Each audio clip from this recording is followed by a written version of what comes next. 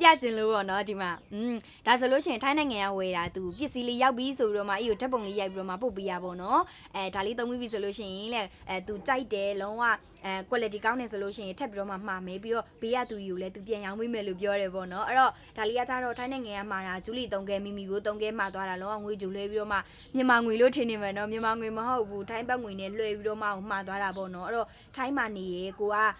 ငွေလွှဲတဲ့အချိန်မှာမြန်မာငွေလွှဲဖို့အတွက်အခက်တွေ့နေတဲ့ဆိုင်ကိုတကူတကကြီးမသွားချင်ဘူးဆိုလို့ရှိရင်လည်းထိုင်းဘတ်ငွေလေးနဲ့လည်းငွေလွှဲပြီးတော့မှမှာလို့ရတဲ့ဆိုတာလေးကိုလာပြောပြပေးရပါဒီမမဆိုလို့ရှိရင်3ခဲစီမှာတာပေါ့နော်ဂျူလီ3ခဲမိမိကို3ခဲမှာသွားတာပါအဲ့တော့ဝယ်ယူအပ်ပြီးရဲ့သူတယောက်ချင်းစီတိုင်းလည်းအများကြီးကျေးဇူးတင်ပါတယ်အဲ့တော့ easy မှာဆိုလို့ရှိရင်ဒီကဂျူလီရောမိမိဘိုးရောအတွဲလိုက်မှာတဲ့သူပုံများပါတယ်နိုင်ငံခြားသူဆိုလို့ရှိရင်မ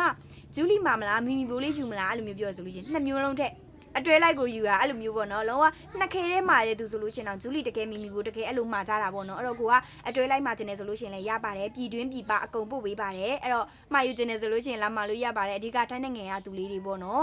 ဒီငွေလွှဲတဲ့အချိန်မှာအခက်တွေ့နေမှာဆိုလို့ပြပြပေးရပါအဲ့တော့ထိုင်းနိုင်ငံကနေမှာကျင်နေဆိုလို့ရှိရင်လည်းမှာလို့ရပါတယ်ရှင်